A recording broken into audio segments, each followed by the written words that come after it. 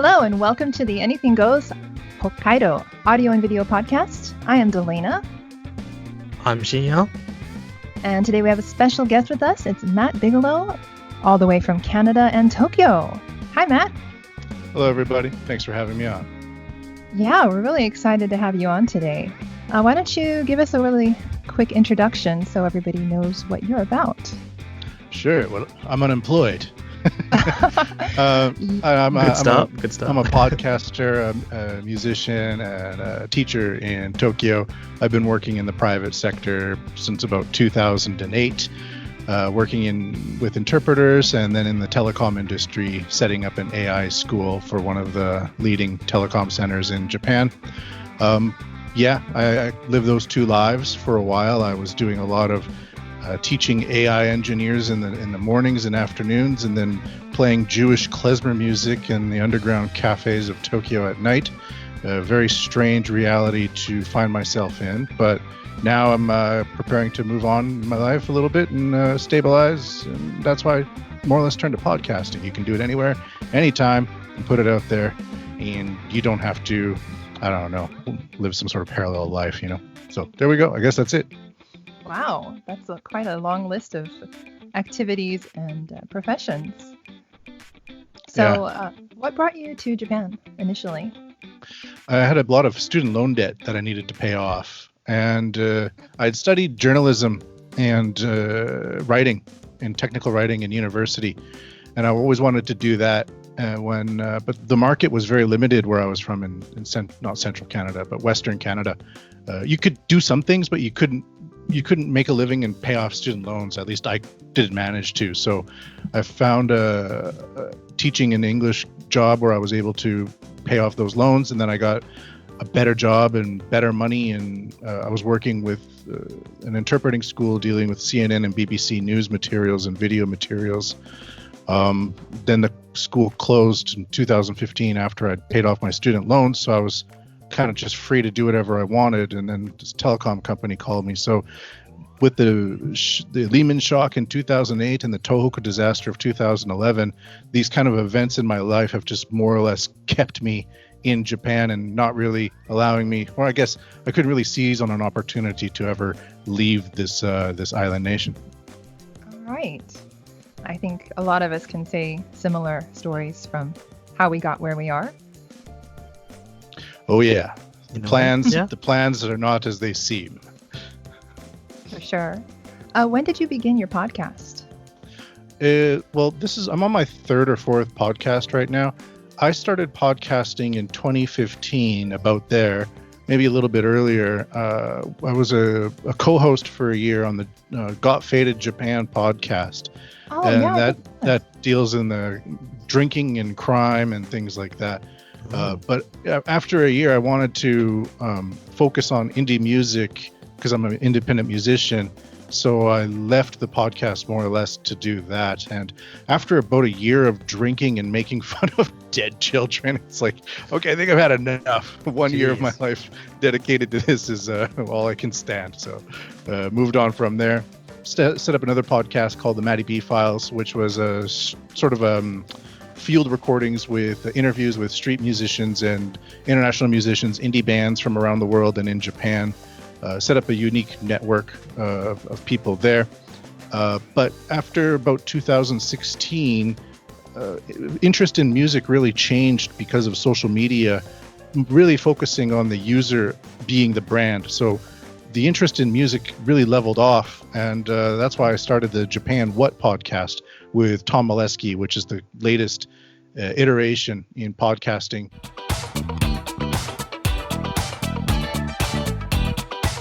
Running out of the weeds, you found it. The Japan WUT podcast, blowing hot air to the back end of Tokyo. I'm your co-host, Matt Bigelow.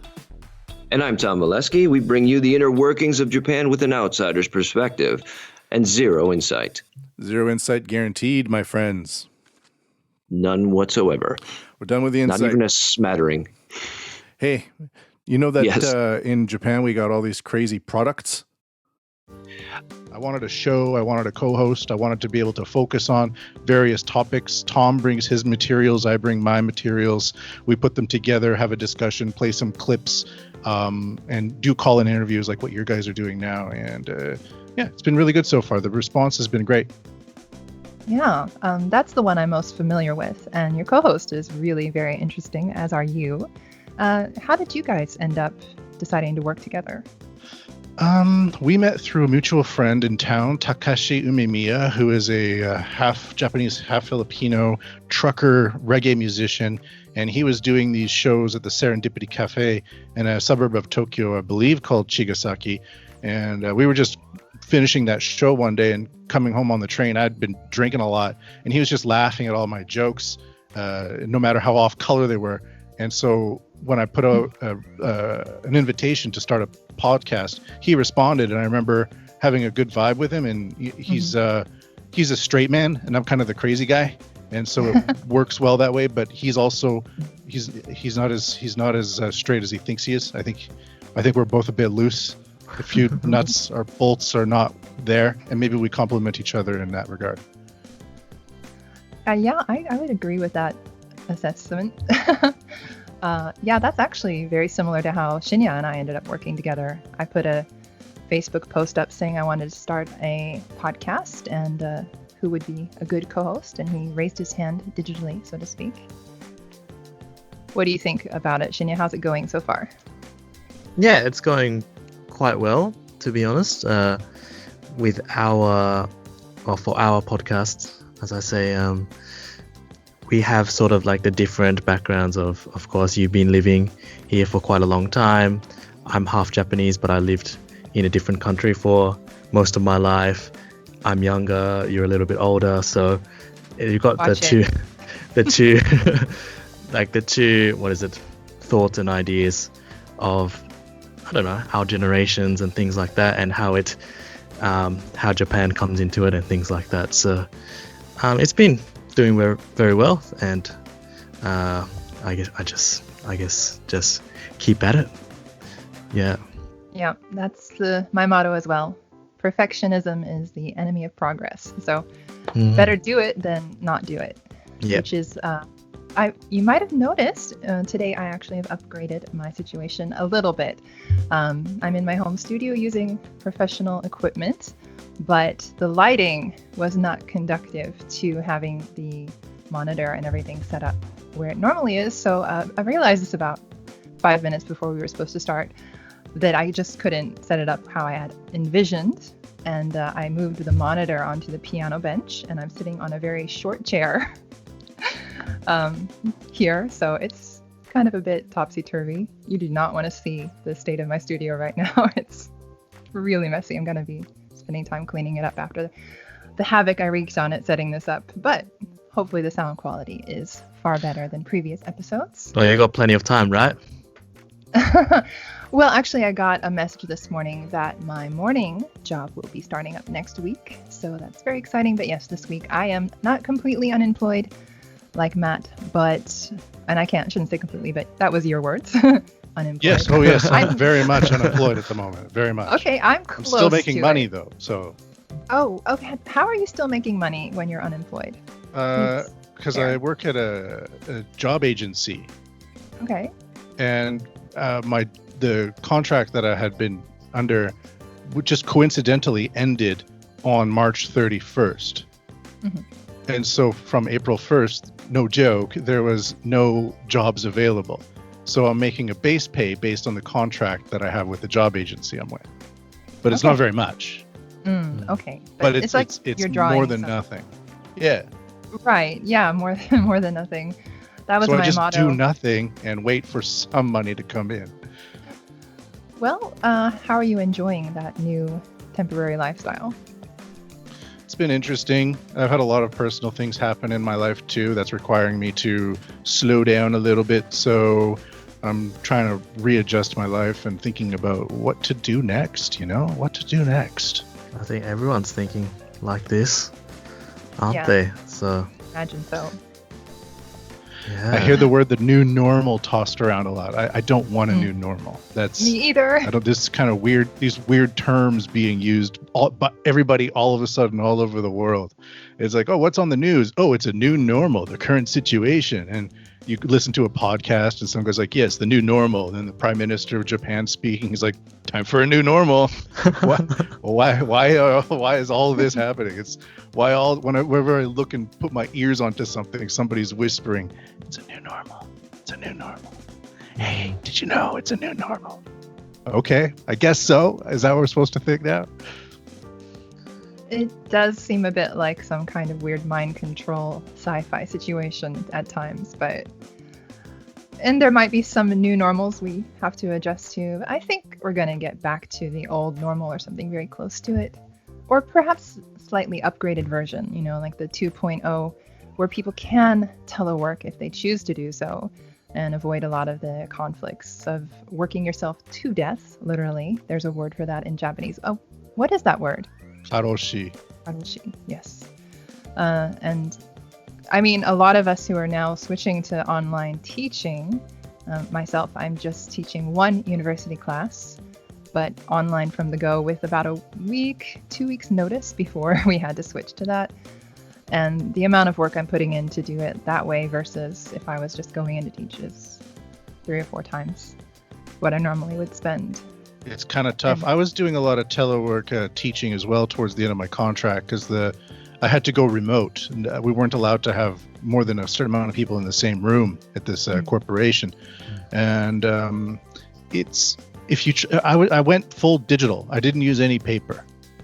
Okay. And that cut down on a lot of the prep, and I could just email them the links to certain video websites and contents after the class.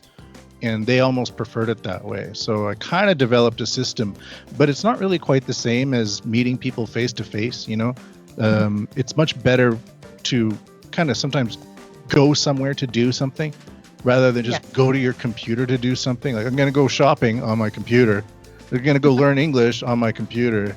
I'm going to go do a podcast on my computer. So we kind of we have our asses stapled to this one spot for all of our actions in life. And I don't know, it's all going to lead to some sort of advertising campaign, I'm sure. Already based on the AI algorithms, what we're saying, somebody somewhere is preparing a coupon, Very interesting. Yeah. It is scary how well Facebook and Instagram know exactly what I want to buy before I even know that I want to buy it. So I read or saw somewhere that they could predict people's political affiliations or who they were most likely to vote for through their social media interactions, which is not... It's not really a surprise, is it? No, but it's incredible what's available out there and how connected we are these days, good or bad. What's interesting about that is that those political campaignists can, if they understand who you're going to vote for, they can then target you with negative information about the person you want to vote for. So it's not about only getting information about who you're going to vote for, but maybe spoiling your interests in that person before you vote for them. For sure. You can use that information in many nefarious ways. Yeah, anyways. I had to look into this a lot for this job I was doing. I became an expert in AI, and it's crazy what's going on, And how long have you been an expert in AI? For the past 3 years, about. Okay. Because I was teaching AI engineers and advanced wireless telecommunications engineers, putting satellites into space and figuring out ways to reduce radio frequency noise from other competitors so that your signals can break through to devices much more clearly than others. Like really kind of crazy head stuff. And I read a whole bunch of books about it, products about it, and I had to deliver these materials to the people actually doing it. So when I presented them with inaccurate information, they would tell me. And then when I presented them with accurate information, they would show interest in it. And that led me to dig deeper in those directions. It was very strange. Yeah, that is quite an interesting path you've gotten on. I'm really curious as a fellow musician. Yes. I have not heard of that particular genre of music that you mentioned before. Jewish Klezmer music. Klezmer music. Okay, tell us about that. Klezmer music is a classical type of Jewish music that ranges, you can say from Ukraine, Russia, down through the Balkans, and then into Turkey and areas like that. And it was done by sort of traveling nomadic peoples that would go from one town to the other, and they would perform at weddings and perform at all these different events. So it's very lively, but it's also done in a whole bunch of various time signatures.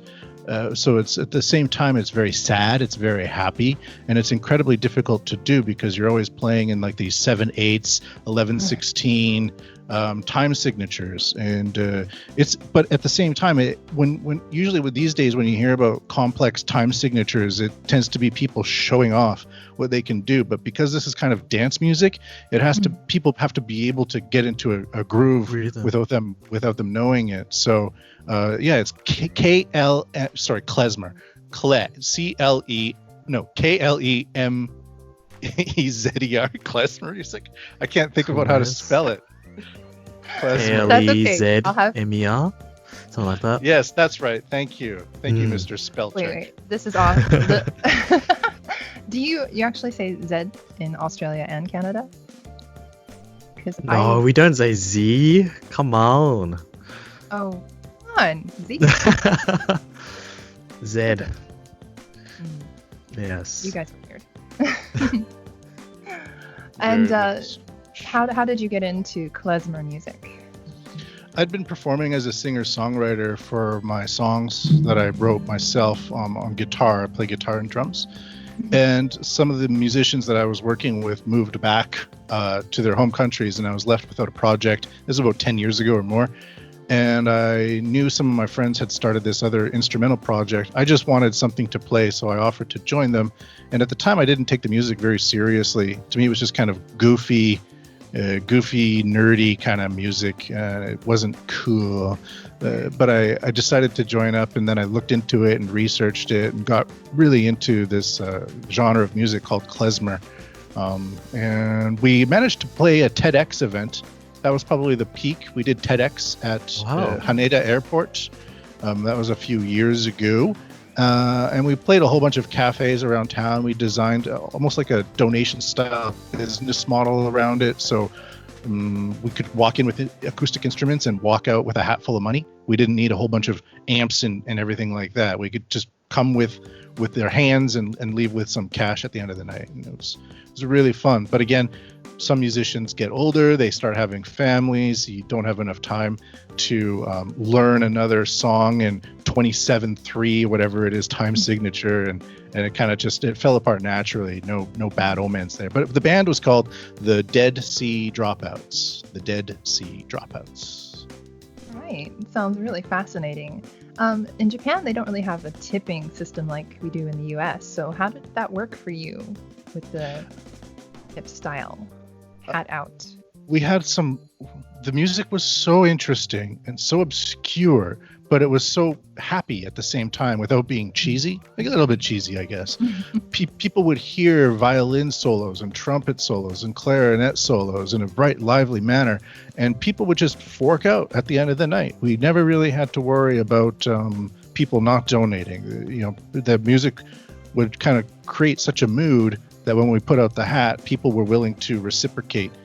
I've also had the experience of being singer-songwriter type of stuff, and there's such a glut of that it doesn't separate you from anybody else. But because we had a very unique appearance, a very unique sound, and a sound that people liked to hear, most people would shell us out some shekels. Of course, it's really unique. So, yes, not a surprise there, I think. Is there somewhere where we could hear? We did have a YouTube channel. Hold on a second. How did you get into this music in the first place? Just randomly by accident. Really? Everything else in this country, it's all totally random. Yes, as is life, is our podcast. Yep, exactly. Let's see if I could maybe play. This song was recorded 4 years ago at the What the Dickens, a very famous pub here in Tokyo, Japan.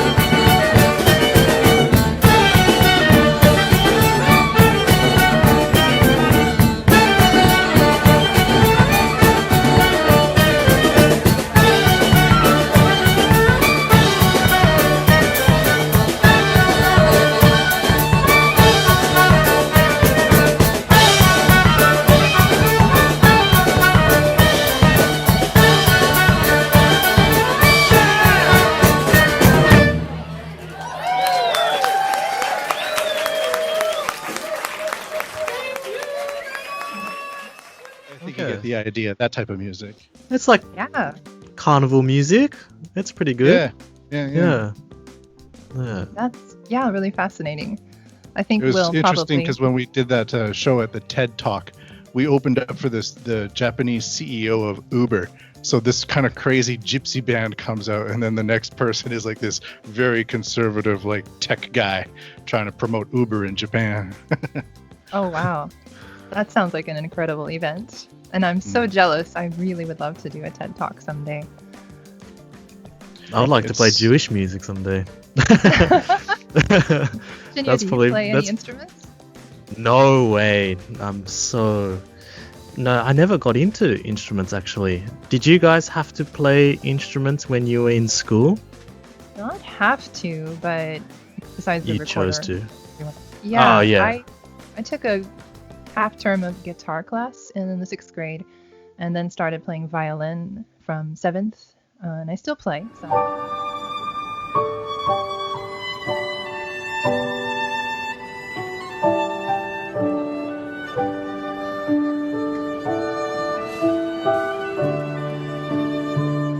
And then I started guitar when I was about 15, learning from my stepdad, and picked up some piano when I was in college, but I never really studied that. I did take private lessons actually in 6th grade for a while, but didn't take to them very well.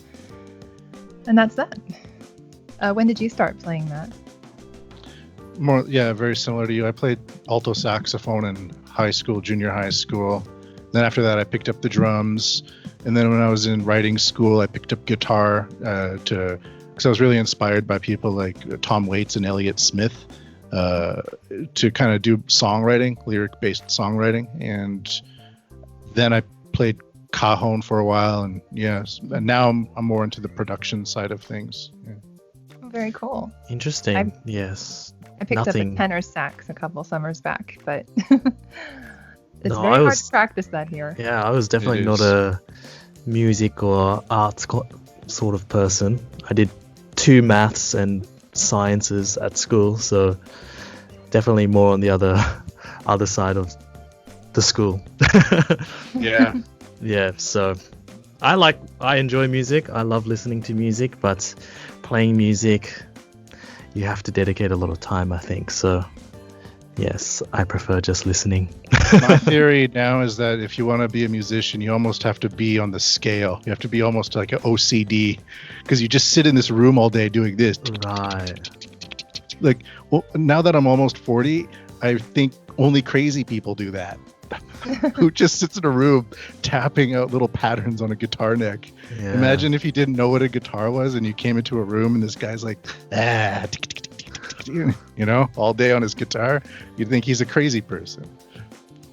Yeah. I've had the theory that musicians tend to be, I don't know if on the scales how I would have put it, but definitely out there on the fringes of normal society and thinking. And that always makes it interesting when you decide to work with somebody.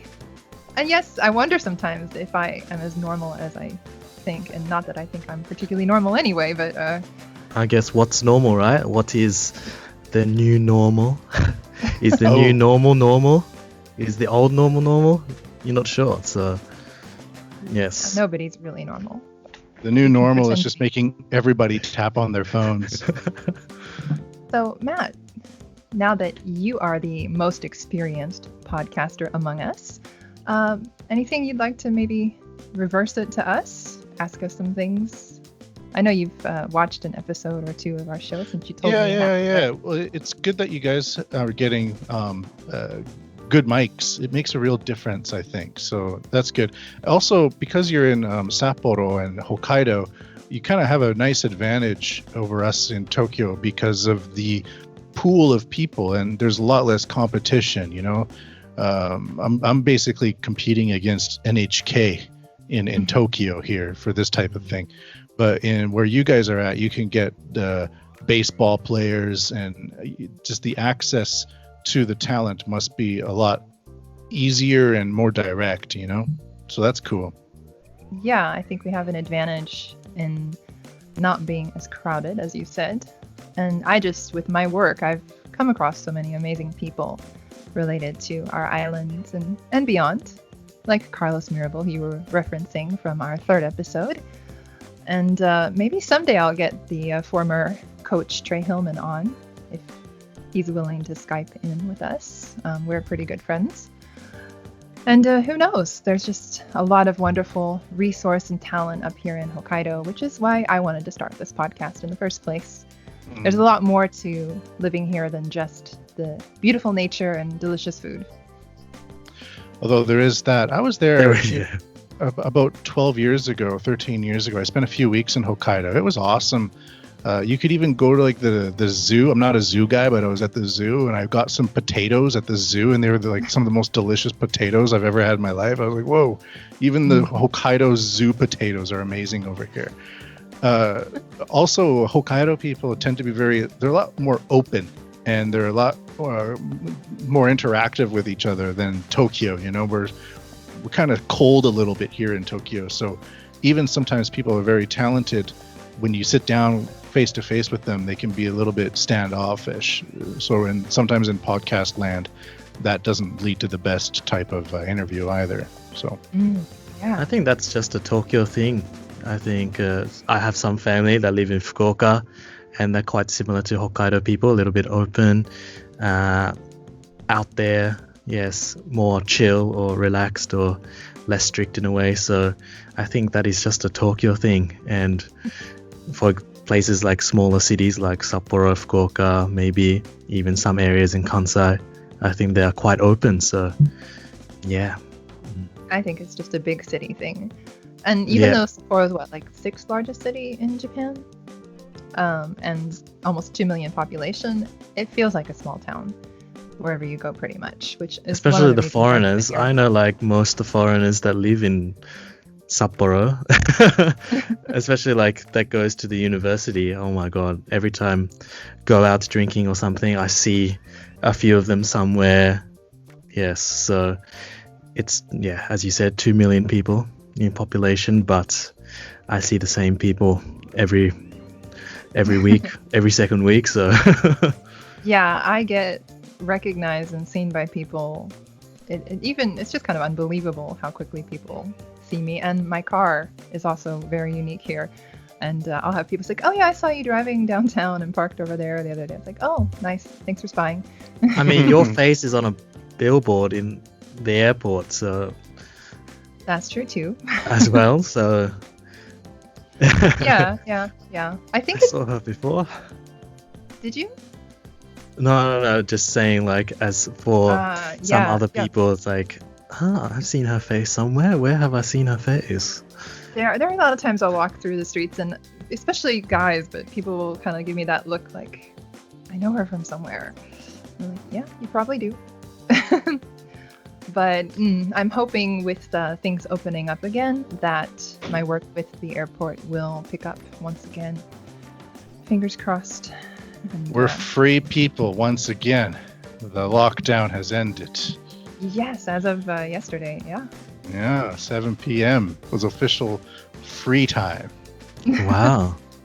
I didn't realize there was a time deadline on that. That's cool. Oh, it's Japan. It was decided. Yeah. So, how about you? Have you been sheltering? Take two. Have you been sheltering at home for the most part during this?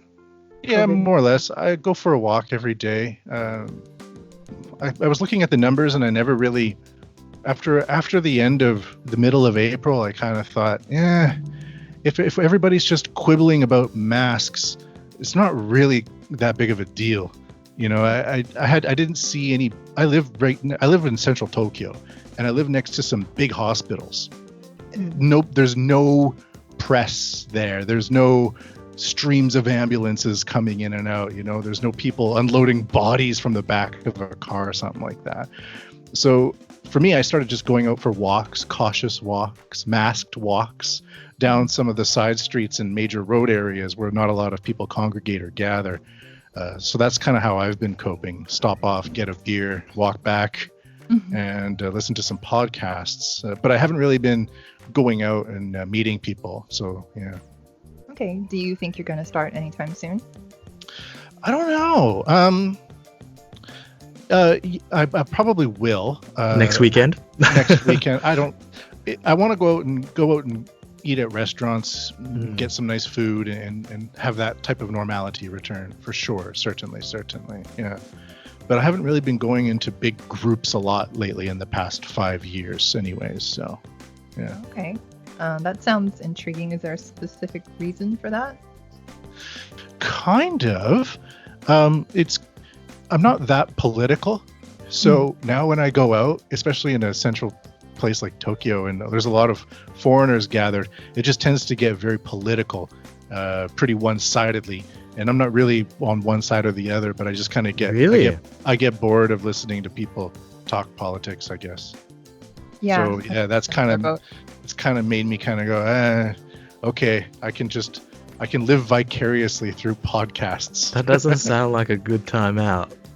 Talking about politics, yeah. No. And there is some younger generations here, but a lot of the long-term residents, English speakers in Tokyo, they're maybe mid 40s, 50s, and 60s as well. So I've noticed that they kind of have a more of a TV way of looking at the world. And I don't even own a TV, so I've just kind of been like, there's like a split in the society. Right. Yeah. So when the NHK people come knocking, you can honestly tell them you don't have a TV. That's what I tell them. Yeah. For our listeners and viewers who may not be familiar with this, in Japan we have the NHK network. It's a lot like PBS in the US as far as being a government sponsored. Well, no, I'm sorry, as public service TV kind of thing. However, in the US we do fundraising. It's completely voluntary, whereas here it is a demanded. You must pay. Door knocking. And what is it? It's like nimaen ikura? Yeah, Maybe? it's expensive. Like over $200 a year to pay for one station. And even if you're paying for cable, as we already are, it's not included in that.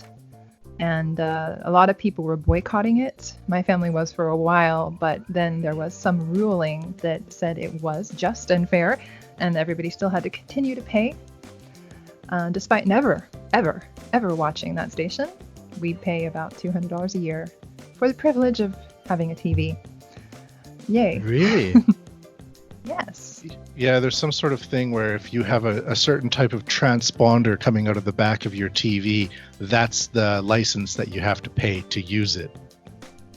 It's one of those things. So it's about the channel, but it's also about the government access to the channel, something like that. I'm not exactly sure. I know they've been trying to pass more regulations where even if you have the capability of watching TV on a smartphone, you would have to pay a fee for NHK because it means you could access it. Yeah, it's not really a good channel, NHK. It's good for like news briefings and things like that, but that's about it, you know. But even then, you could Google that, you know. Yeah. One of the good things, if you are into the news, I refuse to watch it. It's I don't need that kind of negativity in my life on a daily basis. But if you do watch the news, you can switch the channel on your TV from like stereo to left or right, and that'll give you English on the news programs in NHK. So there's a pro tip for you if you're in Japan and didn't realize you could listen to some things in English. Have you ever worked for them? Have you ever done translation or speaking work? I've worked for NHK World on a number of occasions, doing J-Trip Plan. I was That's right. I think I've seen some of those, in your social media feed. Yeah, unfortunately, they seem to have canceled that show despite its vast popularity. But we'll see what happens. It was a really wonderful experience. So I love NHK World, and people that are viewing about Japan from afar have a good opinion. I consider them two different entities, although they are, of course, connected in a deep way. The NHK World news reporters really speak and use a high standard of English reporting that has really changed in the West, where it's a lot of editorialization these days. I studied journalism, so when I see like the NHK news presenters, I'm going, oh wow, this degree of usage of English in a news reporting fashion it's a very time honored. They're very good at doing that. That sounds like high praise. Oh yes. Because I used to try to train interpreters at a job, so I'm used to understanding how people use correct combinations of words to convey meaning and things like that, and it's not easy. And so when people are able to do that to a high standard, I kind of go, oh, that person's not only just good at English, but they're very well trained at a skill, like a technical proficiency. Yeah, that's always something to be appreciated and admired. I myself tend to lean towards, as a communication teacher, I think you can obviously reach for a very high standard of English, but the average person may not, even native speakers may not grasp it quickly. So I prefer to go simple, direct, and really focus on not just the vocabulary, but the whole body language, tone of voice, and the tools that come naturally to people automatically. I think that helps, especially Japanese second language Japanese people who are trying to speak English. The shyness issue is the biggest hurdle most of the time. So giving them some confidence that, hey, you already know how to use body language and tone of voice. Those are your biggest weapons.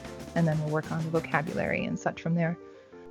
But yeah, it's really nice to hear the other side of things, and that higher quality. I think Tokyo in general tends to have a much higher level of expectation and experience because the competition is so much fiercer there. Yeah. So it's a pleasure to have you with us today and elevate the tone a bit. Oh, that was not my intention to elevate the tone. Yeah, actually, I was kind of joking because your podcast is wonderfully irreverent in many cases, and yeah, just a lot of fun to listen to. And your most recent episode was a professional whistling artist. Yes, Tracy Echeverry. And what's her stage name? The Insane Whistler. Yeah, that really intrigued me. I know this must be an impossible question, but of all the guests that you have had on your podcast, what are some of the most standout ones that just immediately pop into your mind? Yeah, she is one of them. Oftentimes, we're talking about musicians kind of being very OCD in a way. Sometimes they're not the best communicators because they communicate through music. Mm-hmm. But somebody with a story of becoming a professional whistler, it's going to have the component of communicating that story as well as having the high professionalism of her whistling, because she's an amazing whistler. I mean, you listen to her whistling and you go, okay, that's how you make money whistling. It's no joke, she has to practice a lot. She was one of them. I used to interview this really conservative old guy named Max, but he's a Japanese conservative. He considers himself to be Japanese, even though he's American German, and he's ultra conservative. I've never met this type of person. He's in his mid 60s. He publishes books. He almost carries with him like some sort of anti-Korean sentiment. And wow. I'm not promoting these ideas. I've worked with him a little bit on some of the things, just getting into that kind of mindset as well. Not always, because Japan is a very conservative society, and they're often very closed because it's usually presented in a certain way. But he was very open about it. So if he's representing a milieu, a mindset of people, then interviewing him about that milieu was very mind-opening to me. It's kind of a funny thing. So he was another one. What are some of the other guests I've had on? I interviewed another guy. He's a band called the Shamisen-ist. And they're like a shamisen rock group. Yeah. They're very good. His name was Jack. Anybody else? I really like this guy, Fuad, from the band Kyoto Protocol.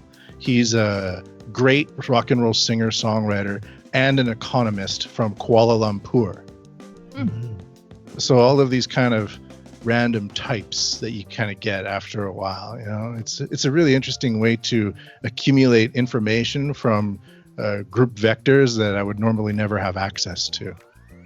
And how do you usually end up meeting these people and getting access to them? I ask them.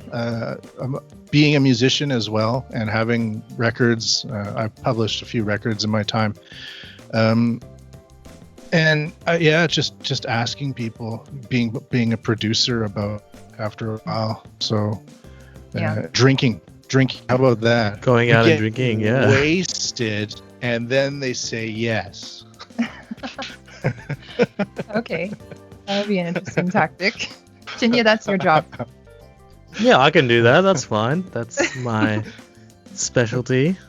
That's where I shine. So, yeah. Matt, you said you spent some time in Hokkaido a few weeks. Were you just here on vacation, or was there something more to it? It was just a vacation. I get some time off, and I didn't want to spend a lot of money, and I went to Hokkaido, and I was originally going to do woofing. Do you remember woofing? Workers on organic farms. You would pay like 5,000 yen, $50 or whatever, and they would send you a card with your picture on it and a printed list of farms in Japan that are organic farms that let people work there and they eat and live there for free for a few weeks and move on. But I broke my arm like 3 days before going. In a bicycle accident. I meant to pull up on the curb, but my front tire just hit the curb at this angle, and I flew over the bicycle and like really shattered my elbow. Jeez. So the one-arm farmer, that doesn't really work. So I went to Hokkaido, and I just went to one city, and then I would meet people there, because this is 2008, before smartphones and all of that really took over. And I would meet somebody who speaks English. They would tell me where to go. The next day, I would go there. And I would repeat that process for about 2 weeks. Wow. So what are some of the most memorable places you visited while you were here? I really liked the lake district in the east of Hokkaido, the Akanko, Kushiroko, and Mashuko. Kusharoko. Those areas were just wild, so different from what I'm used to seeing. I really liked Asahikawa for its food. I learned that Asahikawa is a city in central Hokkaido where all of the food gets sent to first before being shipped into Sapporo and all that, so you can go there and eat everything. And I went cherry picking in the BA Furano area in the summertime with all of the lavender and the all-you-can-eat cherries and things like that. So, yeah, it was good. Oh, that sounds amazing. Those are some of my favorite places as well. Same, definitely. I'm hoping once we can be a little more able to move around and such, to do a little bit like distance location recordings of the podcast and introduce people not only to the beautiful sights and tastes of Hokkaido further afield from Sapporo, but also the people that are running businesses and doing interesting things throughout the island. In fact, there's a candle maker that is from Canada and also Japan, a couple that are working, I think, near Asahikawa maybe. But I'd love to go up and see their workshop and introduce people to them directly, although we might have them on before that digitally. About candles? Well, candles and just it seems like their lifestyles. You could be making candles on camera while interviewing each other. That would be a cool visual thing. There's so many vloggers that come to not Sapporo, sorry, but Tokyo, and they're like, the 5 areas of Shibuya you gotta see, and it's always the same 5 things. 10 things you gotta do too. Yeah, they're shills for some sort of tourism organization, I think.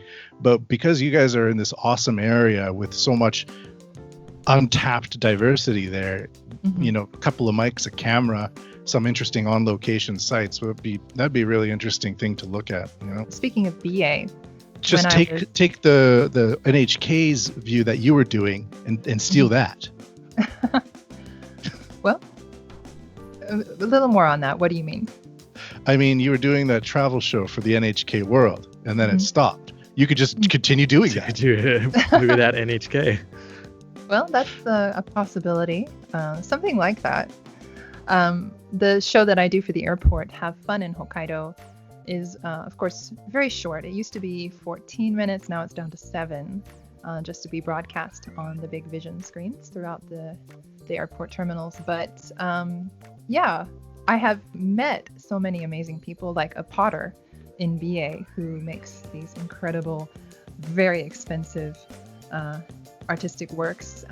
In the winter, he will glaze outside in like the most freezing temperatures, and so it makes ice crystals in the glaze and forms these incredible patterns that only nature could do. And he speaks amazing English, and my director had to keep saying, like, I want you to speak Japanese. Please speak Japanese to her while she's speaking English to you for editing. So it was such a mottainai thing for me, like that the people viewing the show couldn't enjoy this guy's incredible English skill. And I want to go back and do a bit longer thing. And yeah, it would be really awesome to be making pottery while we talked. So Yeah, he could explain in English how the crystals are appearing naturally in the glazing process and things like that.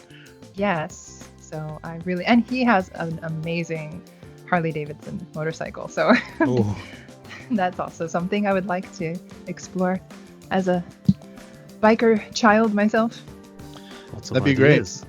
In Hokkaido's a bigger place, so you kind of got bigger freaks out there. In Tokyo, everything is so small, so you got this real kind of, this person will have an amazing collection of something, but it's just really, really small, you know? It's cool that you got that out there in Hokkaido. Yeah, it's just a wonderful place. So as the COVID-19 restrictions have lifted and then common sense will dictate how far we take our freedom, I do really look forward to starting to travel a bit more and introducing our audience to the wonderful world that we live in. Shinya, where would you like to go? In Hokkaido? So my favorite place in Hokkaido is Shiretoko. Shiretoko, which is in the northeastern part of Hokkaido with the very famous peninsula, and if you go up the mountain there you can see the islands of Russia. Very beautiful. And next time I would like to go further down south, so past Kushido, past Nemuro, and visit. There is like a really thin peninsula. It's like the East Hokkaido, but in the middle. I forgot what it's called. And you can drive there, and it's about a few kilometers long. And I would like to visit there, especially. And I like Mashuko. I like Akan. So it is near my mother's hometown of Kitami. Yes. So I would like to visit there again as well. To be honest, that is actually my favorite place in Hokkaido as well. My first year working with Have Fun in Hokkaido, we went to all of those, like Mashiko and the Shibazakura Higashimokoto Park. We also went horseback riding in Saroma on the beach and whale watching in Laos.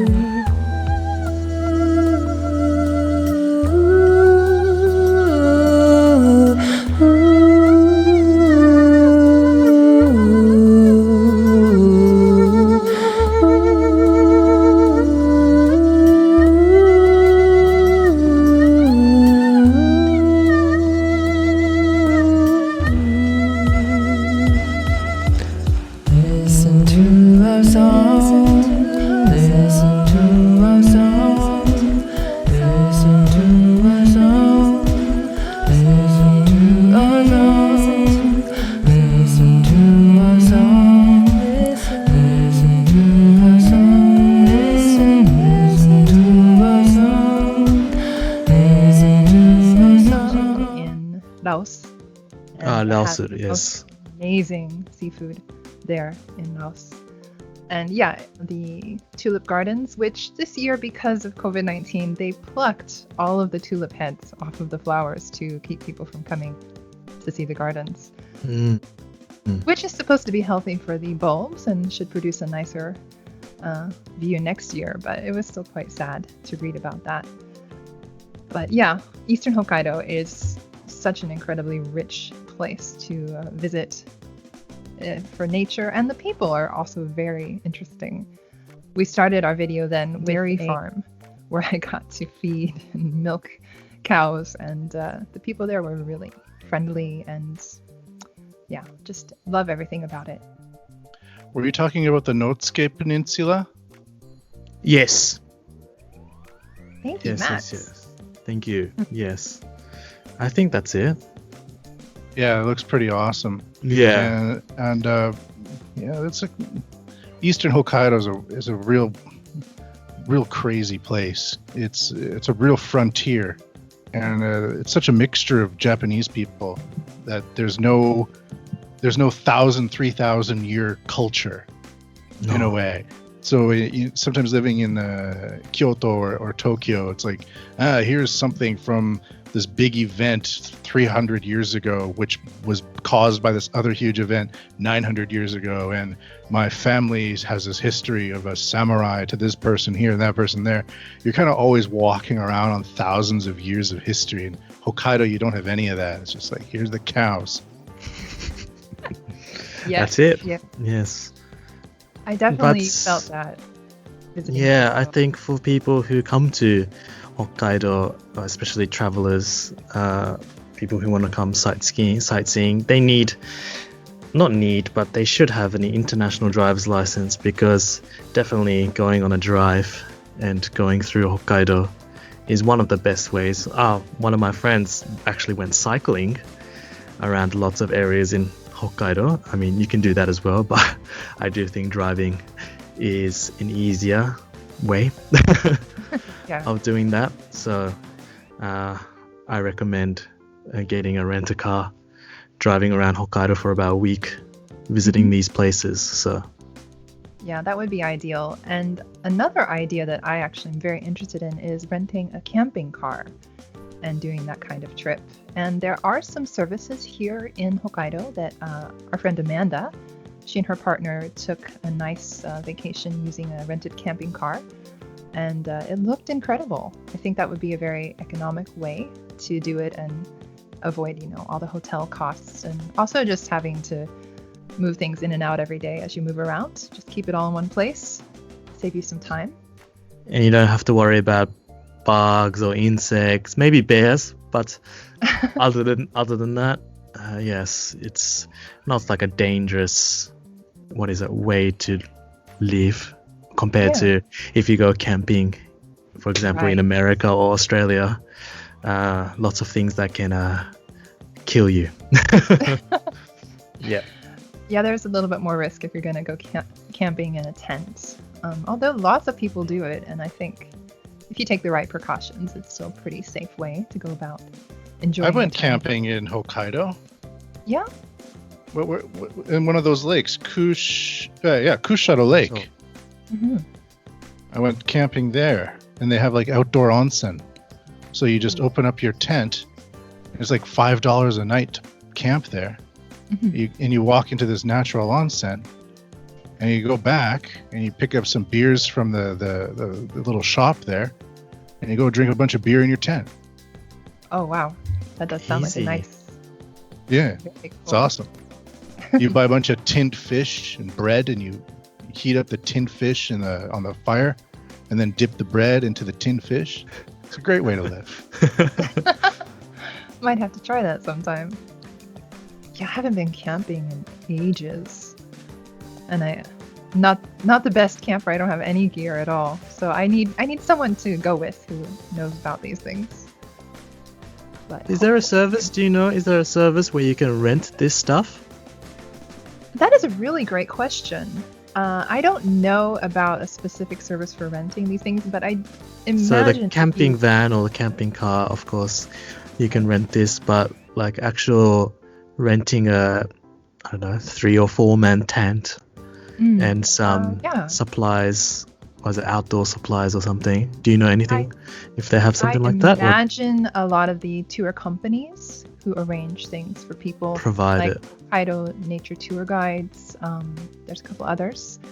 They probably have services to provide those things. So it's something we'll check into and try to add that information into the podcast. If they don't have that service, they need to have it somewhere. So certainly we'll check into it. I know for the motorcyclists that go around Japan, they have like motorcycle dormitories. So if you're doing motorcycle tours, there's usually little spots you can stop off at and pay a little fee for some sort of dormitory specializing in people doing motorcycle tours. Oh, that's really interesting. I haven't heard of that before, so that would be a really nice option. They had one of those at the Kushiro Lake as well. Yeah, just motorcycle guys kind of coming and going from this one location. I'm just like, okay, yeah, I guess there's no reason why you should come over here. I don't know why, but okay, that's the way it works. Like, yeah, we're riders, we're the rider guys. Have you had any experience with motorcycle guys, riders here? Some of my students, but for the most part, I'm a train guy. I've been all over Japan on the local trains. I much prefer somebody driving than me driving. Yeah, for sure. I've run into a few people here and there doing the bike tours, and it's a little bit different vibe from all the bikers I grew up around. I don't feel like there's such a hardcore. No. To be honest, no, it's a hobby. It's something they enjoy doing, but you're as likely to find doctors and lawyers and, people in very respectable careers riding their bikes around as you would. They're speed junkies. Perhaps. Oh. I think they're speed junkies. Like they want to find a stretch of highway where they can go 120 miles an hour for like 30 seconds. And that's probably the connection between all of those different peoples. They're like, yep, I just want to go real fast sometimes. Well, that's probably true. Most people who like to ride bikes are speed junkies. I am not. No. I like speed.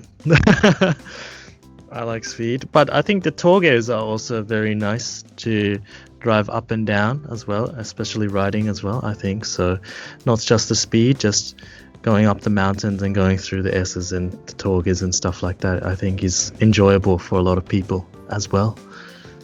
What is toge in English? Hill climb, was it? Hill climb or climbing a mountain, driving up a mountain. So toge is famous. Mountain pass? Maybe? Yeah, mountain pass, yes. Okay. There usually are. Usually famous because back in the day, I think, 80s or 90s when drifting was very popular, and they were going out on the toges and going uphill and downhill trying to drift and things like that. So toge. Yeah, yes. And there's usually some kind of service station as well in these toge areas, so it's a good place to stop over, eat some food. They usually have it's a something nice view as well. Yeah, so gorgeous views. Nice view. Or anyone who's watched Initial D or has read Initial D, of course. Initial D is popular, I think, around the world, and people who like cars or people who like going fast know about Initial D. So Initial D, yes, I think that's where most people think of toges. If you say toge, they'll think of Initial D. Yeah. I actually do know what that is. There you go. Yeah, that's cool. So anyway, go ahead. how's the time? Yeah, I was about to say, I think we're getting close to half an hour, or no, an hour. Close to an hour. I think this is about our usual length of podcast. It started out about 45 minutes, and we've had some episodes that have gone 120. And anyway, I love the randomness of our show and just letting it go as it does. But Matt, any last comments or things from you? No, just check out the Japan WUT podcast. I also have been doing some blogging on my website, matthewpmbigelow.com. You can follow us on Twitter at Japan WUT. That's a WUT. And I just released a blog entry yesterday about the lifting of the restrictions due to the COVID-19. And it focuses not only on freedom, but also supply chains and things like that. So I tried to offer an original take, and it's matthewpmbigelow.com, or just search the Japan WUT podcast. It should take you right there. Awesome. Well, thank you so much for coming on to our show today. Look forward to seeing what you come up with down the line and reading that blog post. I saw you post it this morning. Didn't have a chance to get to it yet, but I definitely plan to. And maybe we'll be able to do a crosscast with you someday in the future as well. I was just going to say that. That'd be great. Come on the Japan WUT podcast that sometime. Yeah, let us know the date. And everybody who's watching us, we are now broadcasting Mondays, usually Mondays on YouTube. There was a little glitch when I was resetting the premiere time for our podcast this past week, and it actually ended up broadcasting on Tuesday. But we are also broadcasting on Facebook as well, Mondays in the morning. And you can find us at Anything Goes Hokkaido, Instagram, Twitter, our Facebook page. Also, anythinggoeshokkaido at gmail.com if you have any questions or things you would like to see on the show. And we look forward to seeing you next week on the next episode. Shinya and Delana, thank you so much. Thank you. Thank you, Matt. Thank you. Yes, have a good day. Bye now. As always, a huge thanks to everyone who makes this audio and video podcast possible. And thanks again to Matt Bigelow and the Japan WUT podcast for being our special guest today. If you would like to be a business sponsor or patron, please check out our patreon.com Anything Goes Hokkaido account. And know that we are here for you, Hokkaido and Japan. We want to support you in any way we can. So stay tuned for further episodes, and when you get to come visit us in Hokkaido, be sure to check out some of our favorite spots, and we hope to see you soon.